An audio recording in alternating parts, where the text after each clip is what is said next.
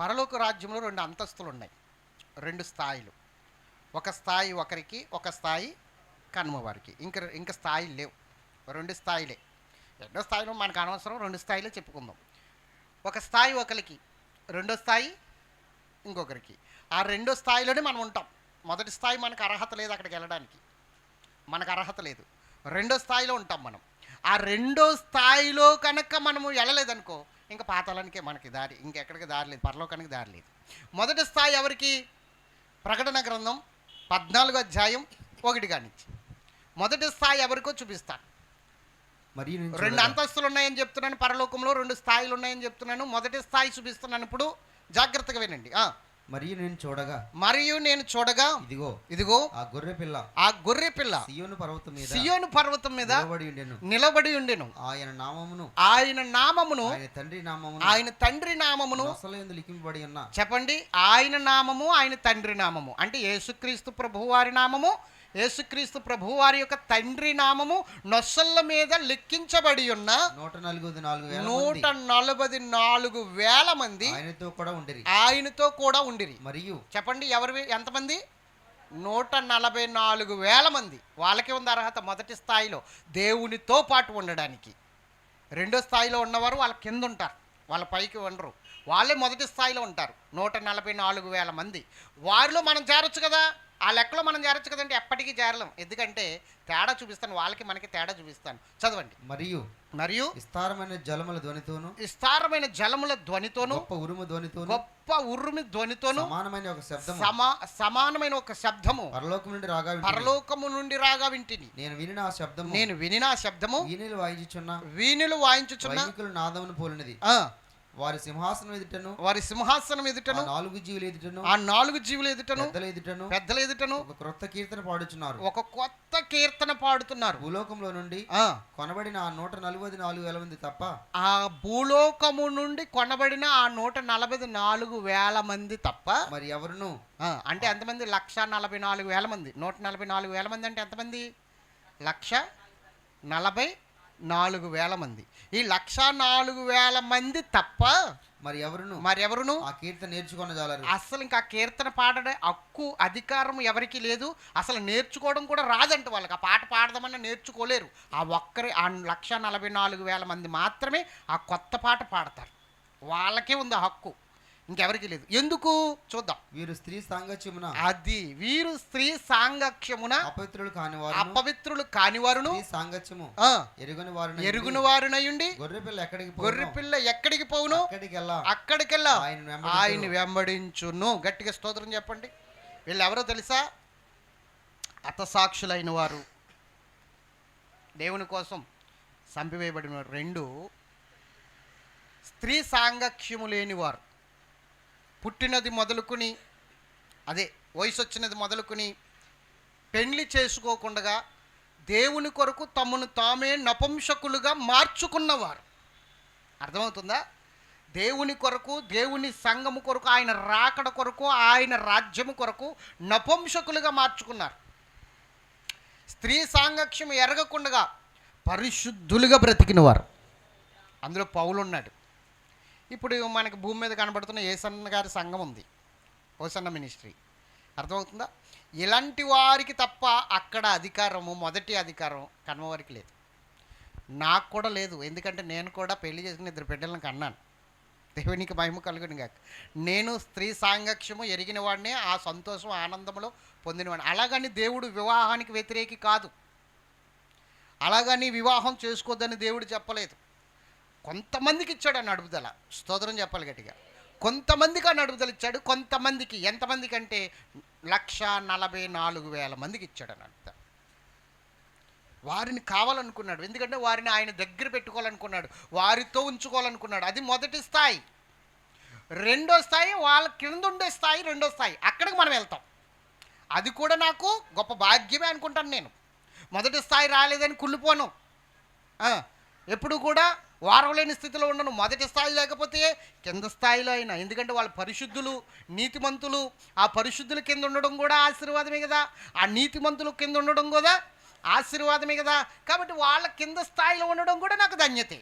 కాబట్టి ఆ స్థాయిని పోగొట్టుకోవాలనుకోవట్లేదు రెండో స్థాయిని నేను. అర్థమవుతుందా? ఆ రెండో స్థాయిలోనికి వెళ్ళాలి. ఆ రెండో స్థాయి కూడా నువ్వు సంపాదించుకోలేవనుకో, ఇంకా నువ్వు దరిద్రుడివే. ఇంకా నీకన్నా దరిద్రులు ఎవరు లేరు. నీ దారి ఇంకా పాతాళమే, నరకమే, నరకపు స్థితికి. కాబట్టి ఇప్పుడు మనం ఏం చేయాలంటే ఈ రెండో స్థాయికైనను మనం సిద్ధపడాలి. సిద్ధపడాలా వద్దా? ఏమండి, సిద్ధపడాలా వద్దా? మొదటి స్థాయి ఎవరిది? 1,44,000 మందిది. 1,44,000 మందిది. ఇప్పుడు మనకు రెండో స్థాయి ఉంది. ఆ స్థాయికి మనం సిద్ధపడాలి. సిద్ధపడాలంటే మనం ఏం చేయాలంటే దేవుని రాకడ వచ్చేస్తుందని, దేవుడు త్వరగా వచ్చుచున్నాడని గుర్తించి మనం సిద్ధపడాలి. ఎలా సిద్ధపడాలి? మొట్టమొదటిగా మనం సిద్ధపడవలసింది ఏంటంటే యేసుక్రీస్తు ప్రభువుని విశ్వసించి ఆయన నామమును అంగీకరించి మన హృదయములో ఆయన్ని ప్రతిష్ఠించి ఆయన రక్తమిచ్చి కొన్న సంఘంలో సభ్యులుగా చేరాలి. ఓకేనా? ఆయన రక్తమిచ్చి కొన్న సంఘంలో సభ్యులుగా చేరాలి. ఇది మొదటి మెట్టు, సిద్ధపడడానికి మొదటి మెట్టు. రెండవ మెట్టు, సిద్ధపడిన తర్వాత నువ్వు ఫలించటం మొదలెట్టాలి. అంటే దేవుణ్ణి మహిమపరచాలి. దేవుణ్ణి మహిమపరిచే విషయాలు రెండు ఉన్నాయి. ఆ రెండు కూడా నేను మీకు చెప్తాను. స్తోత్రం చెప్పాలి. దేవుణ్ణి మహిమపరచాలి. చెప్పండి. మా జీవితంలో దేవుణ్ణి మహిమపరచాలి. మా జీవితంలో దేవుణ్ణి హెచ్చించాలి. మా బ్రతుకులలో దేవుణ్ణి చూపించాలి. ఇది అప్పుడే నువ్వు దేవుణ్ణి మహిమపరుస్తున్నట్టు. దేవుణ్ణి మహిమపరచడం అంటే చాలామందికి అర్థం కాని విషయమే. చాలామంది ఏమనుకుంటారంటే దేవుని సన్నిధికి వెళ్ళి దేవుడు మాకు చేసిన మేలులు సాక్ష్యం చెప్తే దేవుని మహిమపరచడమే అనుకుంటారు. ఏమండి, నువ్వు సాక్ష్యం చెబితే ఎంత, చెప్పకపోతే ఎంత? నువ్వు సాక్ష్యం చెప్పకపోతే దేవుడికి వచ్చే మహిమ ఏమైనా ఆగిపోతుందా? చెప్పాలి. ఒకవేళ నువ్వు సాక్ష్యం చెప్పినంత మాత్రం దేవుని మహిమ ఏమైనా పెరిగిపోతుందా? నువ్వు సాక్ష్యం చెప్పనంత మాత్రాన దేవుని మహిమ తగ్గిపోదు. నువ్వు సాక్ష్యం చెప్పినంత మాత్రాన దేవుని మహిమ పెరిగిపోదు. దేవుణ్ణి మహిమపరచటం అంటే ఏంటో మీకు నేను చెప్తాను. దేవుణ్ణి మహిమపరచడానికి మొట్టమొదటి విషయం, 2 విషయాలు చెప్తాను. దేవుణ్ణి మహిమపరిచే విధానం, ఆయన ఎలా మన ద్వారా మహిమ తెచ్చుకుంటాడో, ఏ విధంగా మన ద్వారా మహిమ తెచ్చుకుంటాడో, అవి 2 విషయాలు మీకు నేను చెప్తాను. అందులో మొదటి విషయం యోహాను సువార్త 15వ అధ్యాయం 8వ వచనం. యోహాను సువార్త 15వ అధ్యాయం 8వ వచనం. మీరు బహుగా ఫలించటం వలన నా తండ్రి మహిమపరచబడును. చెప్పండి, ఎవరు మహిమపరచబడుతున్నారు అంటే బహుగా ఫలించటం వలన అనండి. ఎలా మహిమ తెచ్చుకుంటున్నాడు? ఇప్పుడు మనము ఫలించటం వలన. ఇది చాలామందికి అర్థం కాని విషయం. ఫలించటం అంటే ఏంటి? హలో, ఫలించటం అంటే ఏంటి? భూములు కొనుక్కోవడం, లేకపోతే బిల్డింగ్లు కట్టడం, ఆస్తులు సంపాదించటం, దేవుని దగ్గరికి వచ్చిన తర్వాత గొప్ప ధనవంతులుగా ఇది ఫలింపు అనుకుంటున్నారు. అంతే కదా? అన్యులు కూడా ఈ విధంగా ఫలిస్తున్నారు కదా. మాట్లాడరు ఏంటండి? అన్యులు కూడా ఈ విధంగా ఫలిస్తున్నారు కదా. యేసుకి లోకములో ఉన్నవారికి తేడా ఏంటంటే, లోకములో ఉన్నవారు ఈ లోకములు ఎలా బ్రతకాలో అలా బ్రతుకుతున్నారు. సంపాదన కలిగి, ఆస్తులు కలిగి బ్రతుకుతున్నారు. కానీ యేసుని కలిగిన వారు ఆ మార్పు కాదు, హృదయ మార్పు కలిగి, మనస్సు మార్పు కలిగి బ్రతకాలి. స్తోత్రం చెప్పండి గట్టిగా. హల్లెలూయా. యేసుక్రీస్తు ప్రభువారు మతాన్ని మార్చడానికో నీ కులాన్ని మార్చడానికో రాలేదైన. యేసుక్రీస్తు ప్రభువారు నీ మనస్సును మార్చడానికి వచ్చాడు, నీ బ్రతుకును మార్చడానికి వచ్చాడు. చాలామందికి తెలియని విషయం, యేసుక్రీస్తుని నమ్మితే కులం మారిపోతుంది, మతం మారిపోతుంది అనుకుంటారు. మతం మారదు, కులం మారదు. ఇది మతం కాదు మతం మార్చుకోవడానికి. అర్థమవుతుందా? కులం కూడా మారదు. నేను ఏ కులంలో పుట్టానో ఆ కులంలోనే ఉంటాను. యేసుక్రీస్తుని నమ్ముకున్నంత మాత్రం నా కులాన్ని ఎందుకు మార్చుకోవాలి? అది నా హృదయానికి సంబంధించింది, అది నా ఆత్మకు సంబంధించింది, శరీరానికి సంబంధించింది కాదు కదా. కులము దేనికి సంబంధించింది? లోకానికి సంబంధించింది, శరీరానికి సంబంధించింది. కులం ఎందుకు మారుతాం? మనం వేరే సర్టిఫికెట్లు ఎందుకు తెచ్చుకుంటాం? యేసుక్రీస్తు ప్రభువారు హృదయానికి సంబంధించిన వారు. మనసుకు ఆత్మకు సంబంధించిన వారు. నేను ఆత్మలకు కాపరిని అన్నాడు ఆయన. ఇది కేవలము ఈ లోకంలో కొంతమంది లబ్ధి పొందడానికి రాజకీయ నాయకులు ఏర్పాటు చేసిన ఎత్తిగడ, అంతేగాని ఇది దేవుడు పెట్టింది కాదు, బైబిల్ పెట్టింది అంత మాత్రము కాదు. ఇది ఖచ్చితంగా చెప్పొచ్చు. కాబట్టి గుర్తుంచుకోండి, యేసుక్రీస్తు ప్రభువుని నమ్మితే మతం మారక్కలొద్దు, కులము కూడా మారక్కలొద్దు. మన హిందువులమే.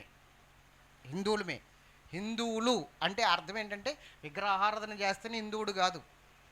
హిందూ అంటే సింధు మహాసముద్రం పక్కన నివసిస్తున్న వారందరూ కూడా హిందువులే. కాబట్టి హిందువులు అంటే మనం ఇక్కడ పుట్టాం కాబట్టి, ఇక్కడ పెరిగాం కాబట్టి హిందువులు.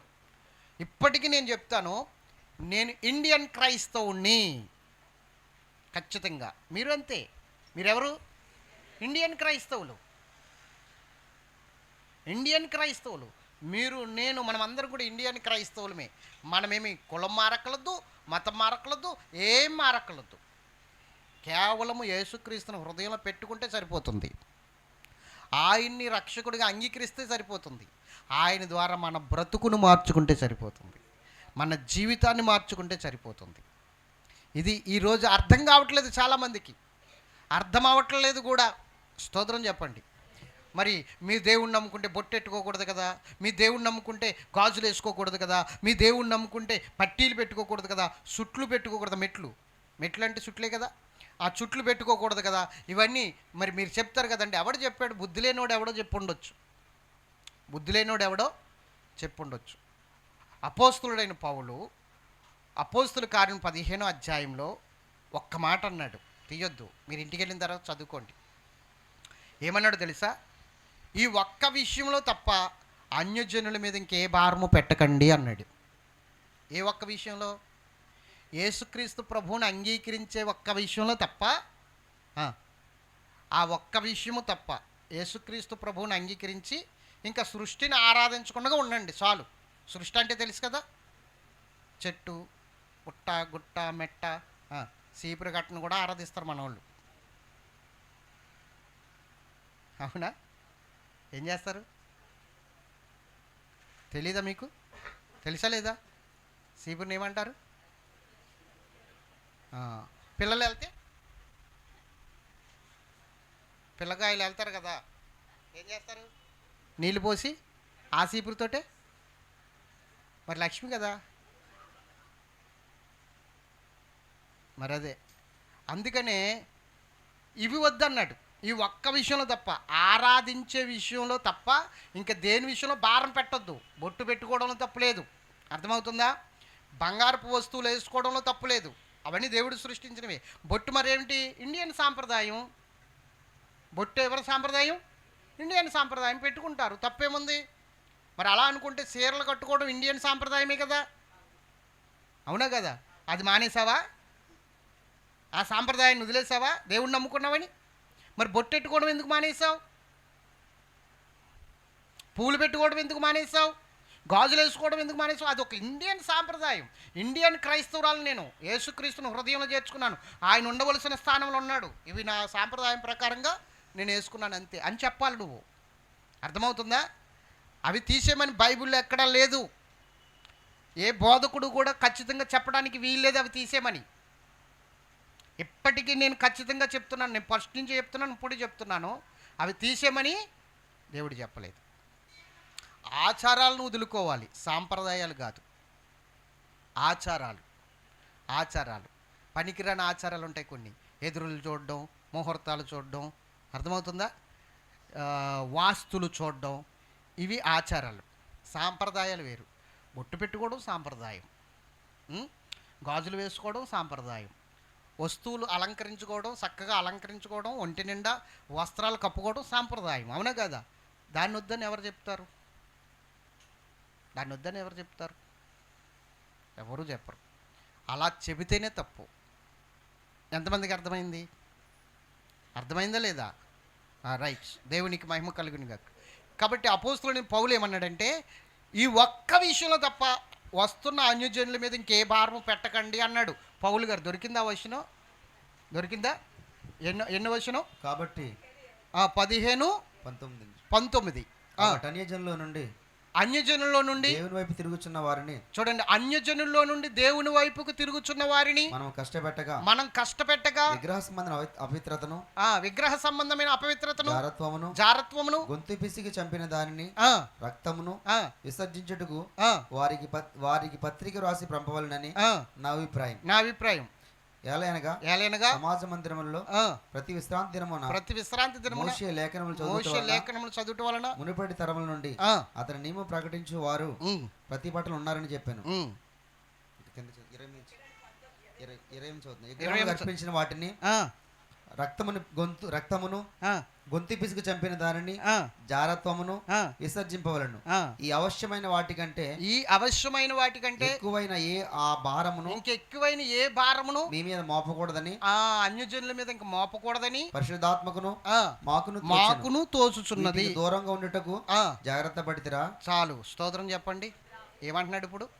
విగ్రహారాధన విషయంలో, వాటికి అర్పించిన వాటి విషయంలో, జారత్వం అంటే అభిషారం విషయంలో, ఈ 3 విషయాలు తప్ప అన్యజనుల్లోంచి దేవుని వైపుకి తిరుగుతున్న వారి మీద ఇంకే భారం పెట్టకండి. ఇంకెంతకు మించి ఏం పెట్టకూడదని పరిశుద్ధాత్మకి మాకును కూడా తోచుచున్నది అన్నాడు. మరి ఈ మాటకు అర్థం ఏంటో చెప్పమనండి ఇప్పుడు. అవునా కాదా? ఆ ఒక్క విషయంలో తప్ప ఇంకే విషయంలో కూడా వాళ్ళ మీద భారం పెట్టకండి అన్నాడు. మరి ఎందుకు ఈరోజు ఇవి తీసేయాలి, అవి తీసేయాలి, ఇలాగా అని ఎందుకు చెప్తున్నారు? చేతకాక భయంకరమైన పరిస్థితులకి వెళ్ళిపోతుంది సంఘం, నాశనానికి వెళ్ళిపోతుంది. ఈరోజు అన్యజనులకి వేళకరంగా మిగిలిపోతుంది సంఘం. వాళ్ళు నోరు తెరిచి మాట్లాడుతున్నారంటే నువ్వు చేసిన పనులను బట్టే అని నువ్వు గుర్తుంచుకోవాలి. అర్థమైందా? స్తోత్రం చెప్పండి. అమ్మ, ఇప్పుడు నేను చెప్తున్నాను, దేవుణ్ణి మహిమపరచడం అంటే నువ్వు ఫలించటం అంటే ఆత్మఫలం అంటూ ఒకటి ఉంది. ఆత్మఫలం.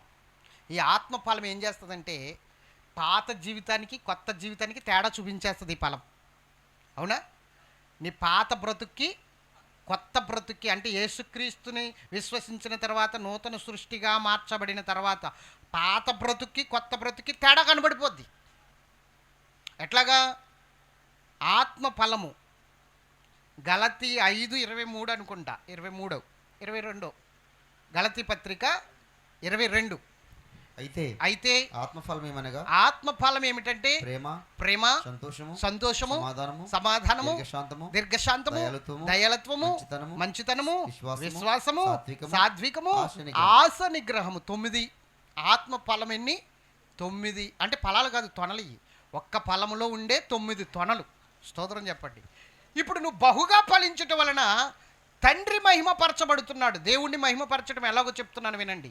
ఇప్పుడు నీవు ఒకప్పుడు గయ్యాలివి, భర్త మీద నోరిచ్చి పడిపోయేదానివి, పిల్లల మీద నోరిచ్చి పడిపోయేదానివి, ఇరుగు పొరుగు వారి మీద నోరిచ్చి పడిపోయేదానివి. ఎవరైనా బంధువులు వచ్చినా అందుకే నీ కొంపకి ఎవరు వచ్చేవారు కాదు. దేవునికి మహిమ కలుగుడు గాక. అవునా కదా? నోరుచుకొని పడిపోతే బాబోయ్ బతికుంటే బలిసాకు తెచ్చుకొని ఆమె కొంపకు మాత్రం వెళ్ళకూడదురా బాబా అనిపించుకున్నావు ఒకప్పుడు. మాట్లాడరే, మగోళ్ళలోనే ఉంటారు ఇలాగా, ఆడవాళ్ళు. నేను ఆడవాళ్ళని గురించి చెప్పట్లా, ఎదులో కూడా ఉన్నారు. మా పురుషుల్లో కూడా ఇలాంటి మహానుభావులు ఎంతోమంది ఉన్నారు. స్తోత్రం చెప్పాలి. ఒకప్పుడు నువ్వు గయ్యాలివి, చాలా భయంకరంగా మాట్లాడేదానివి. నోరు విప్పితే కంపు అనమాట, డ్రైనేజీ కంపు. నోరు విప్పితే అంత భయంకరంగా ఉండేదానివి. ఎప్పుడైతే యేసుక్రీస్తు ప్రభువుని నీ సొంత రక్షకునిగా అంగీకరించావో, నీవు నూతన సృష్టిగా మార్చబడ్డావో, ఇంకా నువ్వు 100 మాటలు వాళ్ళు మాట్లాడుతున్నావు, ఒక్క మాట మాట్లాడుతున్నావు నువ్వు. ఇంకా నీలో మార్పు వచ్చేసింది. అప్పుడు వారు గమనించి అంటారు, ఈమెలో చాలా మార్పు వచ్చింది, ఇదివరకు ప్రవర్తనకి ఇప్పుడు ప్రవర్తనకి చాలా తేడా ఉంది. కారణం ఏమిటి? ఈమె చర్చికి వెళుతుంది. కారణం ఏమిటి? ఈమె యేసు ప్రభువుని నమ్ముకుంది. కారణం ఏమిటి? ఈమె యేసు ప్రభువుని సొంత రక్షకునిగా అంగీకరించింది. కారణం ఏమిటి? ఆయనే ఈమెను మార్చాడు. నిజంగా వాళ్ళ దేవుడు గొప్పవాడు. ఈమె మారింది. అప్పుడు మహిమ వస్తుంది ఆయనకి. అర్థమవుతుందా? ఫలించడం అంటే ఇది. ఈ విధంగా ఫలించాలి. నువ్వు గతంలో ఉన్న స్థితి ఇప్పుడు ఉండేలాగా, గతంలో నేను రౌడీని జాగ్రత్త అని ఇప్పుడు చెప్పుకుంటే ఏం ప్రయోజనం? గతంలో నువ్వు రౌడివి, ఇతరులను కొట్టేవాడివి. ఇప్పుడు ఇతరులు నిన్ను కొడుతుంటే యేసునామములో వారి కొరకు ప్రార్థన చేసేవాడిగా మారాలి. అదే ఫలింపు. అర్థమైందా? ఫలింపు అంటే ఏమిటంటే నీ కోపము చంపుకోవడం, నీ యొక్క పాపాలని చంపుకోవడం, నీ అతిక్రమాలని చంపుకోవడం, దేవుని సన్నిధిలో దీర్ఘశాంతము కలిగి ఆశా నిగ్రహం కలిగి నిలబడడం, ఇది బహుగా ఫలించటం. స్తోత్రం చెప్పండి గట్టిగా. ఒకప్పుడు భర్త తాగేసి వచ్చి ఉత్తు పుణ్యాన్ని కొట్టేసేవాడు, పడుకున్నామని లేపి మరీ కొట్టేసేవాడు. భయంకరంగా మంచం చుట్టూ తిప్పేవాడు, ఇంటి చుట్టూ తిప్పేవాడు, తర్వాత గృహాల చుట్టూ తిప్పేవాడు, బయట ఉన్న వాళ్ళ ఇళ్ళ చుట్టూ కూడా తిప్పేవాడు. అంత భయంకరంగా ఉన్న అతను ఒక రోజున అనుకోకుండా దేవుడు అతన్ని దర్శించి అతనికి మారు మనసు దయచేస్తే ఆ రోజు నుంచి అతడు మందు మానేసి బైబిల్ చదవడం, ప్రార్థనకి వెళ్ళడం, బైబిల్ చదవడం, ప్రార్థనకి వెళ్ళడం, ఆయన సంపాదించిన దాంట్లో దేవునికి కానుక ఇవ్వడం, దక్షిణ భాగాలు ఇవ్వడం. ఇదివరకు ఆ దక్షిణ భాగాల కానుకలు ఎక్కడికి వెళ్ళాయి? శ్రీశైలం గుడికి వెళ్ళాయి. ఇప్పుడు ఎక్కడికి వస్తున్నాయి? ఎస్, దేవునికి మహిమ కలుగును గాక. ఇప్పుడు మార్పు వచ్చింది. ఒకప్పుడు పడుకున్న ఆమెను లేపుతాడు, ఎలా వస్తాడో తెలియదు, ఎప్పుడు వస్తాడో తెలియదు. అందుకని ఆమె ఏం చేసిందో తెలుసో తెలియదు, కానీ తలుపు తీస్తే తలుపు గెంటుకుని వస్తే సప్పుడయ్యేలాగా ఆ తలుపు వెనకాల కొండలెట్టేది, పాత్రలు తెపాలలో దాకలో ముంతలో పెట్టేది. తలుపు గెంటితే ఆయన్ని పడిపోతే ఈమె మెలుగు వచ్చే జాగ్రత్త పడేది అన్నమాట. దేవునికి మహిమ కలుగును కాక. అవి ఎప్పుడైతే ఇలా పెట్టుకుందో ఇంకా ఆమె చక్కగా ఏం చేసింది తెలుసా? ఇంకా ఆనందంతో సంతోషంతో నా భర్త మార్పు చెందాడు. ఆమె బంధువులు, ఆమె పుట్టింటి వారు, ఆమె అత్తింటి వారు, అలాగే ఇరుగు పొరుగు వారు అందరూ కూడా దేవుణ్ణి మహిమపరిచారు ఆయన్ని బట్టి. ఎందుకంటే మార్పు కనబడిందా లేదా? మార్పు కనబడిందా లేదా? అది ఫలించటం అంటే. ఫలింపు అంటే నీ గత జీవితానికి ఈ జీవితానికి మార్పు కనబడితే అది ఫలింపు. మార్పు లేకుండా బ్రతికేస్తే అది ఫలింపు కాదు.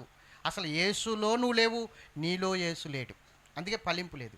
అందుకే అంటున్నాడు ఇక్కడ, మీరు బహుగా ఫలించుట వలన నా తండ్రి మహిమపరచబడుచున్నాడు. అర్థమైందా? ఇది 1% మాత్రమే. దేవుడు మహిమ పొందడానికి మనం చేసేది 1%. నెక్స్ట్ ఏంటి? దేవుడు మహిమపరచబడాలంటే నెక్స్ట్ ఏంటి చూద్దాం. యోహాను సువార్త 17వ అధ్యాయం 4వ వచనం. యోహాను సువార్త 17వ అధ్యాయం 4వ వచనం. చేయుటకు నీవు నాకు ఇచ్చిన పని, చేయుటకు నీవు నాకు ఇచ్చిన పని నేను సంపూర్ణంగా నెరవేర్చి భూమి మీద నిన్ను మహిమపరిచితిని. అది ఇప్పుడు భూమి మీద ఆయన్ని సంపూర్ణంగా మహిమపరిచే విషయం ఏంటో తెలుసా? దేవుడు మనకి ఏ పని అప్పగించాడో దాన్ని పూర్తి చేసిన తర్వాత పరిపూర్ణంగా ఆయనకి మహిమ వస్తుంది. అర్థమైందండి? మనం అందరము కూడా దేవుని సంకల్పము చొప్పున, ఆయన ఉద్దేశము చొప్పున చేయబడిన వారం. మనం కారణం లేకుండా తల్లి గర్భంలోనికి రాలేదు, కారణం లేకుండా తల్లి గర్భంలో నుంచి లోకంలోనికి రాలేదు. కారణం ఉంది, ప్రతి ఒక్కరికి కారణం ఉంది. తల్లి గర్భంలో నువ్వు పిండముగా రూపుదిద్దబడడానికి, తల్లి గర్భంలో నుంచి భూమి మీదకి వచ్చి నీవు ఇంతకాలము బ్రతకడానికి ఒక కారణం ఉంది. ఆ కారణం ఏమిటో తెలుసుకోవడమే దేవుని చిత్తం. దేవుని చిత్తము తెలుసుకోవడమే కారణం ఏంటో తెలుసుకోవడం. అర్థమవుతుందా? ప్రభా నీ చిత్తం. అందుకని యేసు ప్రభువారు అన్నారు, ప్రభువా ప్రభువా అను ప్రతివాడు పరలోక రాజ్యంలో ప్రవేశించడు, కానీ పరలోకమందున్న నా తండ్రి చిత్త ప్రకారము చెయ్యువాడే పరలోక రాజ్యంలో ప్రవేశిస్తాడని ఆయన అన్నాడు. మరి ఇప్పుడు తండ్రి చిత్తం ఏంటి? నువ్వెందుకు పుట్టావో తెలుసుకోవడం తండ్రి చిత్తం. నువ్వు దేని నిమిత్తం దేవుడు నిన్ను కలగజేసుకున్నాడో తెలుసుకోవడం తండ్రి చిత్తం. దేని నిమిత్తం దేవుడు ఈ లోకానికి నిన్ను పంపాడో తెలుసుకుని అలా బ్రతకడమే తండ్రి చిత్తం. ఆ పని ఏమిటో తెలుసుకోవాలి. ప్రభా ఈ ద్రాక్ష తోటలో నన్ను నాటావు కదా, ఈ ద్రాక్ష తోటలో నా పని ఏంటి? నేనేం చెయ్యాలి? నా కర్తవ్యం ఏంటి? నేను చేయవలసిన పని ఏంటి? నాకు తెలియజేయి అని అడిగి ఆ పనిని బట్టి మనల్ని దేవుణ్ణి మహిమపరచాలి. మనం దేవుణ్ణి మహిమపరచాలి ఆ పనిని బట్టి. ఆ పని చేస్తూ అది మనం చచ్చిపోయేలోగా లేదా దేవుడు రాకుండా వచ్చేలోగా పరిపూర్ణంగా పని చేసేయాలి. అది దేవుని మహిమపరచడం. పరిపూర్ణంగా పని చేసేయాలి. కొదువు ఉండకూడదు, వెళుతుండకూడదు. అర్థమైందా? మనం చనిపోయేలోగా లేదా దేవుని రాకడ వచ్చేలోగా మనం ఆ పని చేసేస్తే దేవుడు మహిమపరచబడతాడు. యేసుప్రభు 4వ వచనంలో ఏమంటున్నాడు తెలుసా? భూమి మీద నీవు నాకు చేయవలసిన పని, ఏ పని అయితే అప్పగించావో ఆ పని భూమి మీద నేను పరిపూర్ణంగా చేసి నిన్ను మహిమపరిచితిని అంటాడు. సంపూర్ణంగా చేసి నిన్ను నేను మహిమపరిచితిని. ఇప్పుడు చెప్పండి, పని ఉందా లేదా? మనకి ప్రతి ఒక్కరికి పని ఉందా లేదా? ఆ పని చేసే దేవుని మహిమపరచాలి. నీ పని ఏంటి దేవుని తోటలో? నా పని ఏంటో నేను చేసుకుంటూ వెళ్ళిపోతున్నాను. మరి నీ పని ఏంటి? ఆయన పని ఏంటి? ఈయన పనేంటి, వాళ్ళందరి పనేంటి, యవనస్తుల పనేంటి, అది మనం గమనించుకోవాలి. అంతేకాని వారానికి ఒకసారి బైబిల్ అట్టుకుని ఇలా పట్టుకుని వస్తారు, ఇలా పట్టుకుని వస్తారు, కొంతమంది ఏమో ఇలా దొప్పుకుని వస్తారు, కొంతమంది కవర్లో పెట్టుకుని వస్తారు. వచ్చేసి ఏం చేస్తారు, దేవుడి పని కూడా కవర్లో మూట కట్టేస్తున్నారు. దేవుడికి బైబిల్ కవర్లో కాదు, పని కూడా మూటలు కట్టేస్తున్నారు, పక్కనెట్టేస్తున్నారు. ఆడెవడికో రాజు దేశాంతరం వెళ్ళిపోతూ ఒక తలాంతు ఇచ్చాడు. 5 తలాంతులు ఇచ్చినోడు 10 తలాంతులు సంపాదించాడు, 2 తలాంతులు ఇచ్చినోడు 4 తలాంతులు సంపాదించాడు. ఇప్పుడు వీడికి తలాంతు ఇస్తే వీడేం చేశాడు, భూమిలోగా పెట్టాడు పట్టుకెళ్ళి. వీడి పని ఇటు చేసుకోవాలి కదా, దేవుడు అప్పగించిన పని చేయాలి కదా, చేయకుండా భూమిలో కప్పెట్టాడు. వాడిని తీసుకుని దేవుడు అన్నాడు, ఆ తలాంత ఇచ్చేసుకుని 10 తలాంతులోడికి ఇచ్చేసి, ఒరే చెడ్డదాసుడా, నువ్వెందుకు నా తలాంతు తీసుకుని వ్యర్థం చేసావు, అది ఇంకొకరికి ఇచ్చుంటే దాన్ని రెట్టింపు చేద్దురు కదా, నువ్వు నా తలాంతు తీసుకుని దాన్ని భూమిలో కప్పెట్టి వ్యర్థం చేసావు కాబట్టి వీడి కాళ్ళు చేతులు కట్టేసి చీకటి కొట్టులో పాడేయండి అన్నాడు. అక్కడ ఏడుపును పండ్లు గొరుకుటే ఉన్నాయి. నేను చెప్పానా, మొదటి స్థానము 144,000 మందికి ఉంది పరలోకంలో. ఆ స్థానం, ఇంకా ఆ స్థానాన్ని ఎవ్వరూ భర్తీ చేయలేరు, ఇంకెవ్వరూ ఆ స్థానంలోకి వెళ్ళలేరు. దేవునితో ఉండేవారు ఆ 144,000 మందే, మీకు రిఫరెన్స్తో సహా చూపించాను. తర్వాత రెండో స్థానంలోనికే ఎవరు వెళ్ళినా ఇంక రెండో స్థానమే సంపాదించుకునేది. ఎందుకంటే మొదటి స్థానం ఎవరు సంపాదించుకోవాలో వాళ్ళ గురించి చెప్పేశాను నేను. వాళ్ళు సంపాదించేసుకున్నారు 140,000 మంది, ఇంక వాళ్ళకి మించి ఇంకెవరు వెళ్ళలేరు. ఇప్పుడు రెండో స్థానంలోకి వెళ్ళడానికైనా పరిపూర్ణంగా దేవుణ్ణి మహిమపరచాల వద్దా మనము? సిద్ధపడడం అంటే దేవుణ్ణి మహిమపరచడమే సిద్ధపడడం. గుర్తుంచుకోండి, సిద్ధపడవలసిన పరిస్థితి మనకుంది. పని పరిపూర్ణంగా చేయాలి. కొంతమంది పని చేసే విషయంలో బద్ధకస్తులై ఉంటారు. సోమరివాణి పొలము చూస్తే ముళ్ళ కంపలు గచ్చ పొదలు ములిసిపోయి ఉన్నాయట. ఎందుకంటే వాడు సోమరి, ఆ పొలము పని చేయదు ఇంకా. కానీ శ్రద్ధగా పని చేయువాడు వేలుబడి చేస్తాడట. శ్రద్ధగా పని చేసేవాడు ఏం చేస్తాడు, శ్రద్ధగా పనిచేసేవాడిని దేవుడు తీసుకెళ్ళి రాజుల దగ్గర కూర్చోబెడతాడట, అధికారుల దగ్గర కూర్చోబెడతాడట. శ్రద్ధ ఉండాలి పనిలో, నిర్లక్ష్యం ఉండకూడదు, సోమరితనం ఉండకూడదు. ఈరోజు సోమరుళ్ళు ఎక్కువైపోయారు, బద్ధకస్తులు ఎక్కువైపోయారు. ఎవరికైనా ఏదైనా పని చెప్తుంటే నువ్వు వెళ్ళరా అంటున్నారు, నువ్వు చేయరా అంటున్నారు. ఇది ఎక్కడ పైన నాకు అర్థం కావట్లేదు. పెద్దవాళ్ళు అనేవారు తోక్క చెప్తే ఈక్కి చెప్తే తోక్కే అనేవారు. అలాగ ఉంది ఈ రోజున వ్యవహారం, అస్సలు బాగోలేదు. ఏదైనా పని చెప్తే చేద్దాంలే అనేవాడు ఒకడు, ఒరే నువ్వు వెళ్ళరా అనేవాడు ఇంకొకడు. శ్రద్ధగా పనిచేసేవాడు ఎవడును కనబడట్లా. ఇలా మూర్ఖత్వంతో సోమరితనంతో పనిచేస్తే ఎవడు బాగుపడ్డు, ఎవడు దేవుణ్ణి చేరుకోలేడు. అటువంటి వారి గురించి రాయబడిన మాట. స్తోత్రం చెప్పండి గట్టిగా. ఒక్క మాట, ప్రసంగి గ్రంథము 9వ అధ్యాయం 10వ వచనం. ఒక్క మాట నేను మీకు చెప్తాను. చేయుటకు నీ చేతికి వచ్చిన ఏ పని అయినను నీ శక్తి లోపం లేకుండా చేయము. నీ చేతికి వచ్చిన ఏ పని అయినను శక్తి లోపము లేకుండా చెయ్యము. నీవు పోవు పాతాళమునందు పని అయినను ఉపాయమైనను తెలివైనను జ్ఞానమైనను లేదు. ఇంకా నీ చేతికి దేవుడు ఏ పని అప్పగిస్తున్నాడో అది శక్తి లోపము లేకుండా చెయ్యాలి. ఎలా చేయాలి? శక్తి లోపము లేకుండా చేయాలి. ఒకవేళ శక్తి లోపం లేకుండా చేయకుండా నువ్వు బద్దగించి సోమరితనంగా ఉంటే ఎక్కడికి వెళ్ళిపోతావంట? పాతాళంలోకి వెళ్ళిపోతావంట. అక్కడ ఇంకా నీకు అవకాశం ఉండదు, ఆలోచించడానికి అవకాశం లేదు, జ్ఞానానికి అవకాశం లేదు, తప్పించుకోవడానికి అవకాశం లేదు, పని చేయడానికి కూడా ఇంకా అక్కడ అవకాశం లేదు. ఇంకా అక్కడ ఏడవడమే, కూర్చుని ఏడవడమే. కాబట్టి బ్రతికుండగానే దేవుడు నీకు ఇచ్చిన అవకాశాన్ని సద్వినియోగం చేసుకుని భూమి మీదే నీకు దేవుడు ఏ పని అప్పగిస్తున్నాడో ఆ పని చెయ్యడానికి జాగ్రత్త పడు.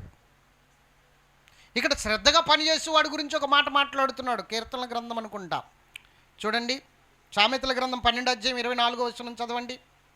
శ్రద్ధగా పనిచేయవారు అందరూ తీసారా? సామెతల గ్రంథము 12:24. శ్రద్ధగా పని చేయవాడు ఏలుబడి చేయుదురు, సోమరులు ఎట్టి పనులు చేయవలసి వచ్చును. చెప్పండి, ఇప్పుడు శ్రద్ధగా పని చేయవాడు ఏం చేస్తాడట? అంతే కదా, మరి మాట్లాడరే. ఇప్పుడు దేవుడు నాకు అప్పగించిన పని నేను గుర్తించి చేస్తున్నప్పుడు మీ అందరి మీద నన్ను ఎలా ఉంచాడు? ఇప్పుడు దేవుడు అధ్యక్షునిగా ఉంచాడు, అవునే కదా? చేయండి, ఈ పని చేయండి, ఆ పని చేయండి అని చెప్పేవానిగా ఉంచాడు. మరి శ్రద్ధగా పని చేయి, నిన్ను కూడా ఆ స్థాయిలో నిలబెడతాడు దేవుడు.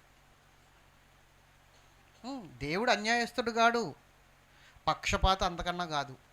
నువ్వు బాగా చేసావు అనుకో, నా మీద కూడా అధికారిగా నిలబెడతాడు నిన్ను, నాకన్నా గొప్ప స్థాయిలో నిలబెడతాడు నిన్ను, నాకన్నా గొప్పగా చేస్తాయి. దేవునికి మహిమ కలుగును కాదు. కాబట్టి శ్రద్ధగా పని చేయి, పని అశ్రద్ధగా చేయకు, అశ్రద్ధగా ఎప్పుడు పని చేయకు. హృదయపూర్వకంగా చెయ్యాలి, నమ్మకంతో చెయ్యాలి, ఇష్టపూర్వకంగా చెయ్యాలి, బాధ్యతతో చెయ్యాలి. అంతేగాని భారంగా చేయకూడదు, వికారంగా చేయకూడదు, బద్ధకంగా చేయకూడదు, తప్పదు అన్నట్టుగా చేయకూడదు, బాధ్యతగా చేయాలి. ఈ పని నాకు తప్పదు, స్తోత్రం చెప్పండి. ఒక్కోసారి ఇటు కొడతాడు, ఇది నాకు తప్పదు అన్నట్టుగా కొడతాడండి. అడిగి ఇక్కడే ఉన్నాడు చూడండి, అలా చూస్తాడు. స్తోత్రం చెప్పండి. అప్పుడు అంటాడు, యారా ఇష్టం లేదా నీకు అని అడుగుతానండి. ఇలా కొడతాడు, ఏదో ఆలోచించా ఎప్పుడు తప్పుతుందో ఈ పని అన్నట్టుగా. ఈ పని తప్పితే ఇంకో పని ఉంది. ఏ పని? ఇక్కడ నిలబడే పని, మాట్లాడే పని. మరి ఆ పనికైనా వచ్చేస్తాడంటే కొడతమే. దేవునికి స్తోత్రం చెప్పండి. దగ్గరలోనే ఉందిలే ఆ పనికి వచ్చేయడానికి. అదిగో మిమ్మల్ని ఏమనలేదు, గట్టిగా చెప్పండి హల్లెలూయా. దేవుని బిడ్డలారా, బద్ధకంగా చేయకూడదు ఏ పని, బాధ్యతతో ఇష్టపూర్వకంగా మనస్ఫూర్తిగా చెయ్యాలి. అవునే కదా? నేనేం తప్పుగా మాట్లాడానా? మరి అంత పగబట్టేశారేటి? చెప్పండి గట్టిగా, అవునా కాదా? ఇష్టపూర్వకంగా ఏ పని చేసినా అందులో సక్సెస్ అవుతున్నావు. 2-3 సార్లు ఏమాత్రం కొంచెం ఆటంకాలు వచ్చినా సక్సెస్ అవ్వడం మాత్రం ఖచ్చితంగా అవుతాం. కాబట్టి నేను చెప్తున్నాను, దేవుని పని చేతికి వస్తే అది వదులుకోకు, ఖచ్చితంగా దాన్ని పూర్తి చేయి. నీకే పని అప్పగించాడు దేవుడు, పేరు చెప్పను కానీ ఒక సహోదరునికి దేవుడు మందిరం పని అప్పగించాడు. ఆయన కొంచెం అటు ఇటులో దాన్ని వదిలేసుకున్నాడు. అంటే పరిస్థితులు అలాగన్నా అనుకూలించలేదు, ఏం చేస్తాడు. కానీ దేవుడి పని విషయంలో ఒక మాట చెప్తున్నాను నేను, జాగ్రత్తగానండి.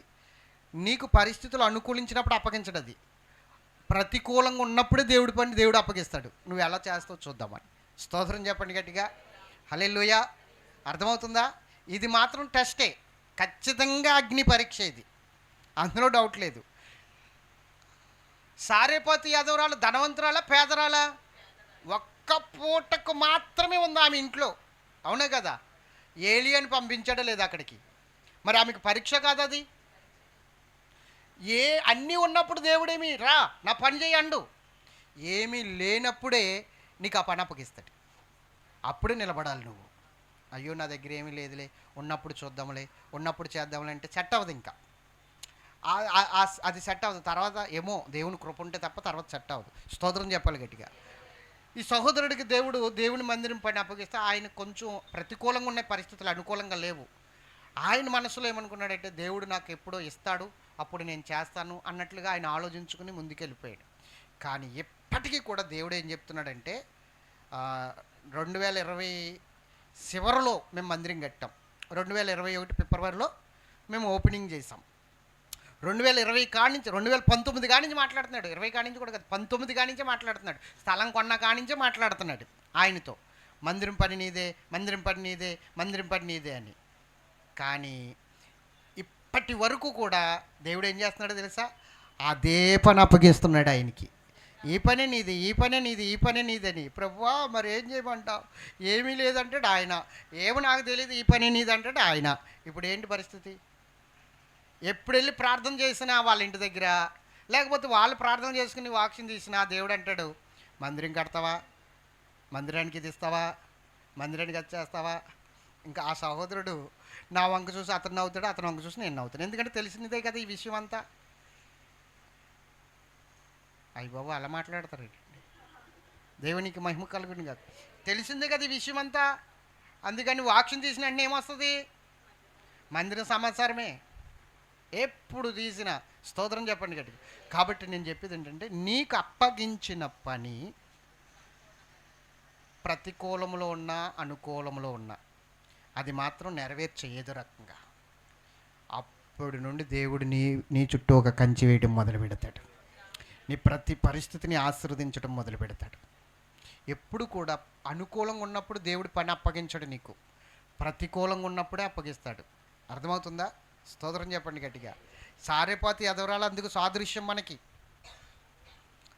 ఏలియాని పంపుతున్నాను నీ ఇంటికి, రోజు పోషించంటే నాకే తినడానికి లేదు, ఈ ఒక్క పూటతో తర్వాత పస్తులే, ఎలా పోషించాలి? అందుకే పోషించమంటున్నాను. ఒక విషయం చెప్పనా, ఏమీ లేనప్పుడే దేవుడి పని ఎందుకు అప్పచెప్తున్నాడో తెలుసా? అన్నీ ఇవ్వడానికి, అన్నీ ఇవ్వడానికి అప్పగిస్తున్నాడు. దేవునికి స్తోత్రం చెప్పాలి. ఏమీ లేనప్పుడు ఏలియాని ఎందుకు పంపించాడు? అన్నీ ఇవ్వడానికి ఆ సారెపాతి ఎదవరాలకి, ఆమెని పోషించడానికి ఏలియాని పంపించాడు. నువ్వేమో ఏలియాని పోషించాలేమనుకుంటున్నావు, కాదు, ఏలియా ద్వారా దేవుడు నిన్ను పోషించబోతున్నాడు. ఈ విషయాన్ని నువ్వు అర్థం చేసుకోవడానికి ఆత్మీయ జ్ఞానం కావాలి. ఆ ఆత్మీయ జ్ఞానం పొందుకుంటే ఏదైనా దేవుని పని చేయడానికి సిద్ధంగా ఉంటాం. వాస్తవం ఇది. అందుకనే ఎప్పుడూ కూడా భౌతికంగా ఆలోచించకూడదు దేవుని కార్యాలని, ఆత్మజ్ఞానంతో ఆలోచించాలి. అప్పుడే నీకు ద్వారాలు తెరవబడతాయి, అప్పుడే నువ్వు ఆశీర్వదించబడతావు. ఎందుకంటే దేవుడు ఆత్మస్వరూపి, ఆత్మయున్నాడు ఆయన. కాబట్టి నువ్వు ఆత్మీయంగా ఆలోచించాలి ఈ విషయాన్ని, శరీరానుసారంగా ఆలోచించకూడదు. స్తోత్రం చెప్పండి. ఉదాహరణకి దక్షిణ భాగం ఇవ్వడం అనేది నువ్వు శరీరానుసారంగా ఆలోచిస్తున్నావు కాబట్టి దాన్ని ఆపేస్తున్నావు. ఆత్మీయంగా ఆలోచించడం ద్వారా దానికి 100 రెట్లు దేవుడికి ఇస్తాడు. ఇలా ఆలోచించుకోవాలి, అలా ఆలోచించకూడదు. అందుకే ఈరోజు చాలామంది దాన్ని ఇవ్వలేకపోతున్నారు. శరీరానుసారంగా ఆలోచించుకోవడం వల్లే దాన్ని ఇవ్వలేకపోతున్నారు, దాని ఆశీర్వాదము చూడలేకపోతున్నారు. అది ఆత్మీయంగా ఆలోచించు. ఒక పేద ఎదవరాలు ఆలోచించింది కాబట్టి తనకున్న మొత్తము దేవుని సన్నిధిలో ఇచ్చింది. ఈ జ్ఞానం ఉండాలి మనకి. ఈ జ్ఞానం ఉన్నప్పుడు ఖచ్చితంగా మనం ఆశీర్వదించబడతాం. ఎంతమందికి అర్థమైంది చెప్పండి? ఇప్పుడు దేవుణ్ణి మహిమపరచాలా వద్దా? మహిమపరచాలా వద్దా? ఎలా మహిమపరచాలి? 1, ఫలించుట ద్వారా. 2, ఆయన మనకి ఏ పని అయితే అప్పగించాడో ఆ పని జరిగించడం ద్వారా. ఇది అయిపోలేదు. నెక్స్ట్ ఆదివారం 2వ భాగముగా మీ మధ్య నేను చెప్తాను. సిద్ధపడడం గురించి. ఎన్ని భాగాలైనా వెళ్ళిపోతుంది, ఎన్ని ఎపిసోడ్లు అయినా వెళ్ళిపోతుంది, ఇందులో దీనికి అంతం లేదు. కాకపోతే వచ్చే వారం ముగించేసుకుందాం 2వ భాగంతో. 2వ భాగం ఉంటుంది. ఇది ఫస్ట్ భాగమే. దేవుణ్ణి మహిమపరచడం అనేది, సిద్ధపడడం అనేది 2 విషయాల్లో చెప్పుకొచ్చాను. ఇంకా సిద్ధపడడం, ఎలా సిద్ధపడాలో కూడా నేను చెప్తాను. దేవుని పని చేయాలంటే మరి కొన్ని ఆయుధాలు ఉండాలి కదా. ఇప్పుడు ఈ భూమిని దున్నాలి, పని అప్పగించబడింది. మరి ఆ భూమిని దున్నడానికి ఆయుధాలు ఉండాలి వద్దా? వస్తువులు ఉండాలి వద్దా? అలాగే దేవుని పని చేయడానికి కూడా మనకు వస్తువులు ఉండాలి వద్దా? మాట్లాడరే. అదేంటో వచ్చే వారం నేను మీకు చెప్తాను. దేవుడు ఈ మాటలు దీవించును గాక. అమ్మాయి ఎంతమందికి అర్థమైంది?